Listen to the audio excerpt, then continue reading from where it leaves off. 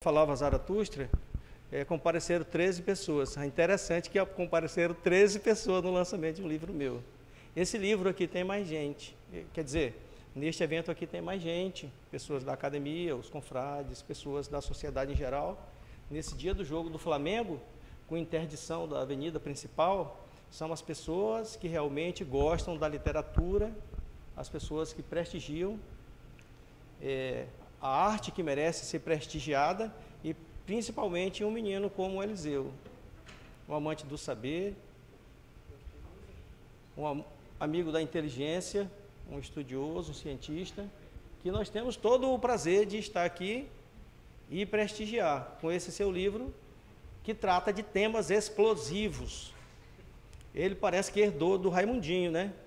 O Raimundinho, ele gostava desses temas explosivos, assim. Tem um poema do Raimundinho que diz assim: quando uma mulher se abre. Quando você vê o título, você diz: ai meu Deus do céu, nós vamos ser linchados aqui, né? Quando uma mulher se abre, o improvável acontece. Provavelmente alguém nasce. A natureza agradece. O sol irrompe nas trevas, o sol do dia amanhece. É a mesma mestria, a mesma maestria que o Eliseu tem nos seus títulos, né? Nos seus livros, nos seus temas, falando de assuntos como neste livro, que fala de karma, com K em sânscrito, e falando de dharma, falando das suas variações, o karma duro, o karma saya, e todos os débitos e haveres que tem nas nossas ações. Na relação do homem com o rio, na relação do homem com o homem, tem que haver respeito. Se o homem não respeita o rio, se não respeita a planta, alguma coisa vai acontecer. Então, por isso nós precisamos ter essa questão do respeito, porque quando um ser humano é injusto com o outro, pode ter certeza, essa injustiça ela vai ser cobrada, porque Deus exige que nós, seres humanos, sejamos justos uns com os outros, porque Deus, na sua essência, Ele é a própria justiça. E não tem jeito de eu ser injusto com ela e depois não ser cobrado por isso. Então, parabenizar por esse livro do Eliseu. Eu tive acesso ao livro agora, não tive acesso antes, e nós estivemos discutindo algumas coisas, né? Tem a questão das pessoas sem alma, e essa temática já foi explorada por Helena Petrovna Blavatsky. Eu até falei para ele que ela escreveu um versinho sobre esse particular que diz assim: não são mortos os que em doce calma a paz desfrutam na tumba fria. Mortos são aqueles que levam morta alma e ainda vivem todavia. Então isso aí já tem um respaldo na literatura, né? A grande mestra HPB. Né?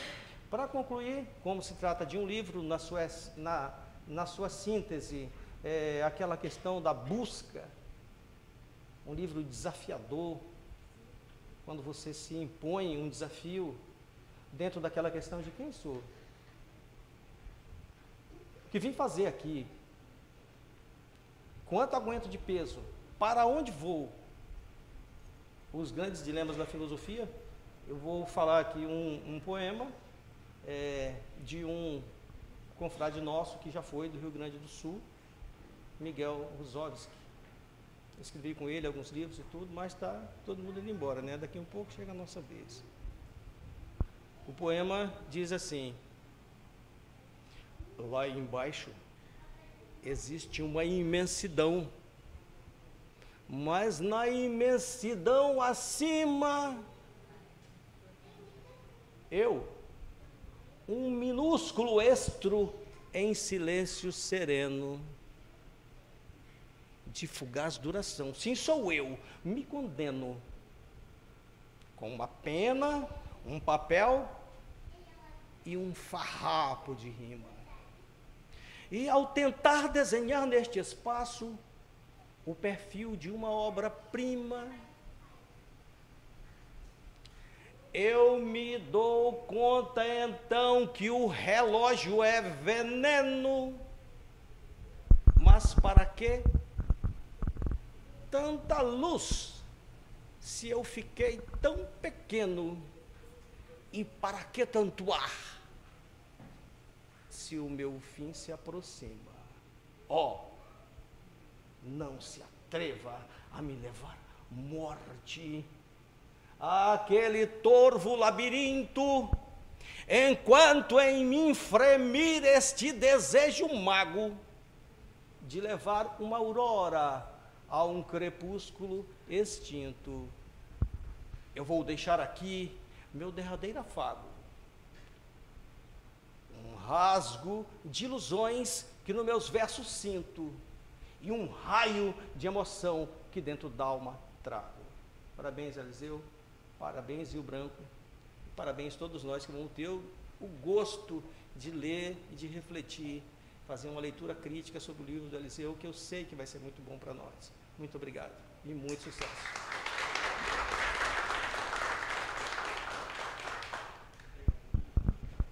Obrigada ao confrade Renan Leite.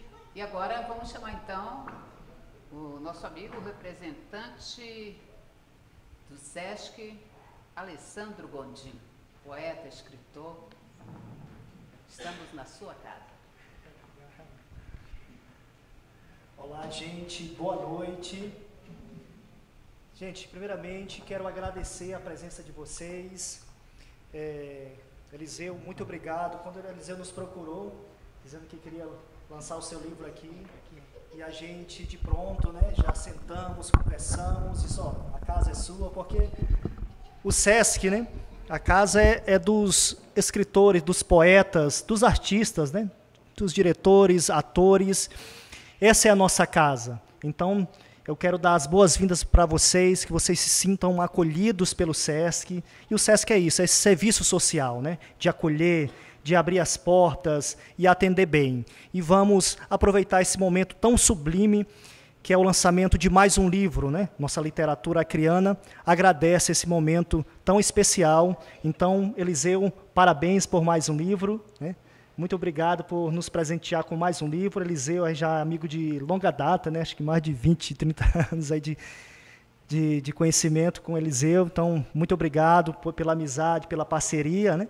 E muito obrigado pela presença de vocês, gente. Quando precisar, entre em contato com a gente. Quem tem o meu contato, né, fala no WhatsApp. Quem não tem, pode vir aqui, que nós estamos aí de portas abertas e coração para receber vocês. Então, boa noite e bom lançamento do livro do nosso querido Eliseu.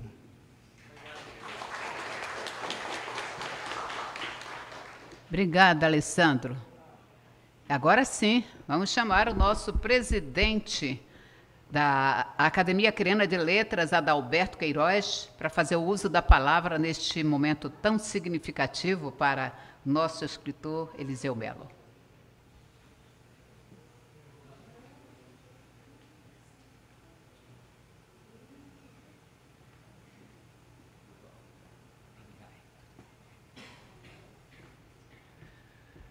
Boa noite. Na realidade, uma noite espetacular, porque cada vez que um confrade nosso, independente de ser confrade ou não, qualquer um, escreve um livro, a gente está sinalizando sempre uma obra que vai trazer contribuições enormes para os conhecimentos, para a educação, para uma melhor visão de mundo. E aqui eu cumprimento todos os confrades e confreiras da Academia Acriana de Letras que se encontram presentes, professor Edvi, o nosso vice Moisés Diniz, Isaac, o nosso expoente Eliseu Melo, José do Carmo Carilli, quem mais está por aí? Às vezes Ah, Renan, meu nobre Renan Leite, está aqui. Nilda Dantas, que é a nossa mestra de cerimonial. Estou esquecendo de mais alguém? Não, não. Então tá bem. A gente expressa aqui a nossa gratidão, confrade Eliseu, pelo convite e porque também nós sabemos que você é um abnegado, é um valente da nossa cultura, que tem aberto portas para a juventude, não só por meio da Academia Acreana de Letras, mas da SLA também, e acredito que outras academias. Então, quero aqui expressar o meu sentimento de gratidão por este momento e dizer que esse livro que você está lançando marca também um novo momento, ficção ou realidade, mas ela traz contribuições enormes e dessa forma a gente deixa aqui o nosso respeito, o nosso carinho a você e aos demais que aqui se encontram. O meu muito obrigado, inclusive, ao cineasta Guilherme Francisco, que é meu amigo de muito tempo e que está aqui a registrar com sua esposa Adriana esse momento tão simbólico para a nossa cultura. Boa noite.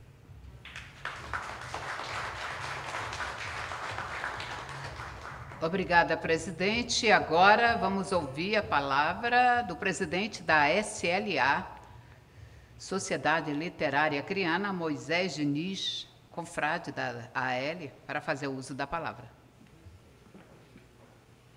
Boa noite. Eu só vou falar se a Edi falar também. Ela vai falar, Edi? A Edi vai falar? Não, aqui não está, não. Então vamos botar a Edi, né, Eliseu? Que é um espelho para nós, pela resistência espiritual, biológica e humana, né? Eu estou escrevendo um livro chamado Genoma de Deus, em que eu apresento os últimos estudos, os últimos 15 anos da ciência, em que já demonstrou que o nosso DNA ele fica na atmosfera, fica no ar, fica na água, fica no subsolo. Quando a gente fala, a gente deixa o nosso DNA. Não precisa tirar uma célula no laboratório. Quando a gente aperta uma mão, deixa o DNA. Quando a gente dá um abraço, deixa o DNA. Ou seja, o DNA dos nossos antepassados, de milhares e milhares de anos, está presente no planeta. Portanto, a ressurreição é plenamente possível com o DNA que está acumulado em todas as partes do planeta, né? Quando a gente vê um livro falando de espiritualidade, de transcendência, da capacidade já comprovada pelos cientistas, porque antes só quem falava isso eram os religiosos. Agora os cientistas também estão falando. E aí fica mais difícil contestar. Quando eles dizem que eu posso me curar com a minha fé, com a minha palavra, com a minha autoestima, e eu curar uma doença no meu corpo. E a minha fé mexe nas minhas enzimas, nas sinapses, nos axônios, nos neurônios, isso comprovado cientificamente. Mas eles foram mais longe, Adalberto. Eles comprovaram que, através da vibração, da energia, pode curar uma pessoa que está enferma e está em coma do outro lado do planeta. Isto não é fantástico, isso é divino. Imagine quando a humanidade descobrir que nós somos eternos. Nós não descobrimos isso ainda. Nós somos eternos. Nós somos eternos. E o teu livro trata disso. Inclusive no SUS eu vi um capítulo em que tem uma especialidade sobre a oração, a reflexão, a meditação nos hospitais. Quando eu fiquei 3 dias em coma, e eu acordei, eu estava lá no pronto-socorro, tem uma área lá que são 9 UTIs. Quando eu acordei, tinha mais ou menos 8 pessoas na UTI, e tinha na minha frente um senhor, que eu não sei a idade dele, ele estava todo coberto, como se fosse com, não gesso, mas gases, e entubado. E nos 3 dias que eu fiquei lá, eu observei apenas uma coisa: ou ia um médico ou ia uma enfermeira e aplicava uma injeção, e mais nada, só aquilo. E eu lembrei que quando eu estava morrendo, saindo da casa civil em coma já, para o pronto-socorro, que eu não sentia mais os meus braços, eu não sentia minhas pernas, não sentia nada, nada, os médicos, tudo que eles falavam, era como se eu não existisse, mas um único sentido não morreu em mim, foi a audição. Eu ouvia o que os médicos diziam. Eu ouvi quando a enfermeira disse assim: doutor, não tem mais o que fazer, ele não tem mais veia. Eu ouvi. Olha o desastre de uma enfermeira falar isso, eu ouvi. Aí eu disse: agora já foi. Aí quando me pegaram e que estavam me levando, eu pensei que eles estavam me levando para a pedra do necrotério. Aí foi na hora que eu pedi a Deus que Ele me aniquilasse, que eu morresse naquele momento, porque eu estava vivo, os médicos estavam achando que eu estava morto, e eles iam me cortar para tirar as coisas de dentro, para esperar a minha família chegar, para levar para Tarauacá o meu corpo, e eu comecei a me desesperar, e aí naquele momento eu desejei que tivesse eutanásia. Aí de repente, algo apareceu na minha mente que disse: você tem que lutar pela vida. E eu comecei a lutar. E eu estava lendo um livro sobre ciência e fé, e que falava dos 2 hipotálamos, o hipotálamo mais da razão, mais do homem que trabalha, do homem que produz riqueza, e o hipotálamo esquerdo mais da fé, da reflexão, do afeto, da doçura. E eu comecei a conversar com o meu cérebro da doçura, com o meu cérebro da fé, e dizia: Deus, eu não quero morrer, eu não vou morrer. E eu comecei a resistir, e eu acordei. E eu fiquei pensando: já pensou se nos hospitais tivesse música para aquelas pessoas que estão nas UTIs? Que tivesse pessoas que pudessem ir declamar poesia? Nós podemos fazer isso, a Academia Crânio de Letras, a SLA, pensar um programa para essas pessoas que estão lá e estão ouvindo só as enfermeiras conversar sobre novela, ou os enfermeiros conversar sobre o jogo do Flamengo ou do Vasco. E não tem ninguém falando de espiritualidade, falando da beleza que é a vida quando a gente abandona esse corpo que é tão frágil, porque já está comprovado, e eu já estou encerrando, você está olhando para mim, os cientistas comprovaram o que está escrito em todos os livros sagrados, dos indígenas aos mais sofisticados do Oriente, da Bíblia, etc., que nós viemos da água e do barro. Nós viemos do barro. E o barro não apodrece.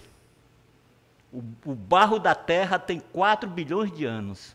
Nós viemos da água, e a água não apodrece. A água tem 4 bilhões de anos. E a gente apodrece com 3 dias. Portanto, está comprovado que nós somos diferentes, que tem algo dentro de nós que não morre, que não apodrece e que é eterno. E o teu livro trata disso, que esse livro chegue em milhões de almas, que chegue nas mãos da juventude, na mão dos educadores, para a gente plantar mais esperança no planeta Terra, para que a gente não tenha guerra, que a gente não tenha mais rivalidade, que a gente não se apegue a tantas coisas miúdas e pequenas que as traças comem no segundo dia. Parabéns, confrade Eliseu.